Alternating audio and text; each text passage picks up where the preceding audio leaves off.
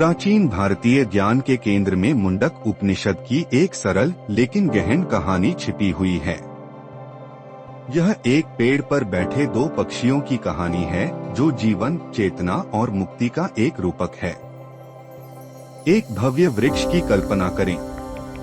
इसकी जड़ें धरती में गहरी जाती हैं और इसकी शाखाएं आकाश की ओर फैली होती हैं। इस वृक्ष पर दो पक्षी हैं। एक पक्षी सक्रिय है, फलों पर चोंच मार रहा है, कुछ मीठे कुछ कड़वे।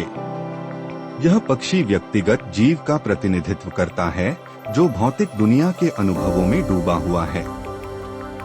हालांकि दूसरा पक्षी फल नहीं खाता, वह बिना किसी आसक्ति या इच्छा के चुपचाप बैठा रहता है। यह पक्षी उच्चतर आत्मा का प्रतीक है जो सभी कार्यों और अनुभवों का शाश्वत साक्षी है। पहला पक्षी इच्छाओं से प्रेरित होकर अपने कर्मों के फल का अनुभव करते हुए खुशी और दुख के क्षणों के बीच बदलता रहता है।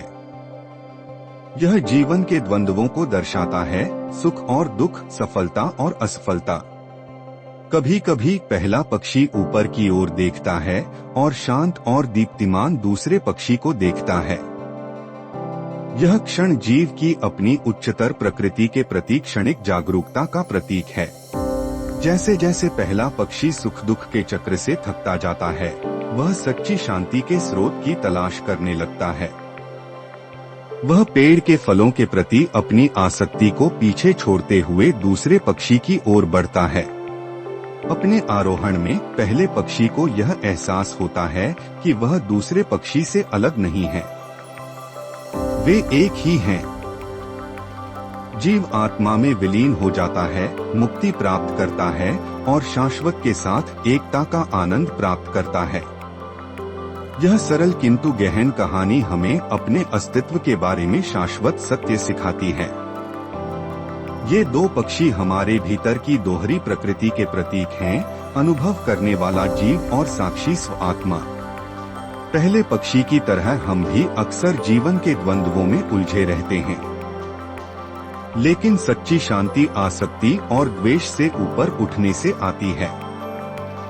पहले पक्षी की यात्रा आत्म साक्षात्कार के मार्ग का प्रतिनिधित्व करती है, जहां व्यक्ति अपने दिव्य सार की खोज करता है। मुक्ति तब मिलती है जब हम अहंकार से ऊपर उठकर शाश्वत साक्षी आत्मा में विलीन हो जाते हैं।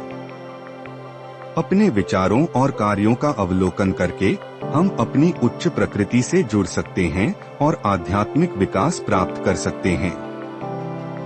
हमें याद रखना चाहिए कि जीवन भले ही पेड़ के फल जैसा लगे, मीठा या कड़वा, लेकिन हमारा सच्चा सार शाश्वत साक्षी है, अछूता और शांत। आप वास्तव में कौन हैं?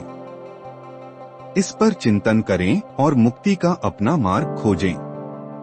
देखने के लिए धन्यवाद। ज्ञान और आध्यात्मिक प्रेरणा की और कहानियों के लिए लाइक, शेयर और सब्सक्राइब करना न भूलें। अगली बार तक धन्य रहें और अपने भीतर प्रकाश की तलाश करते रहें।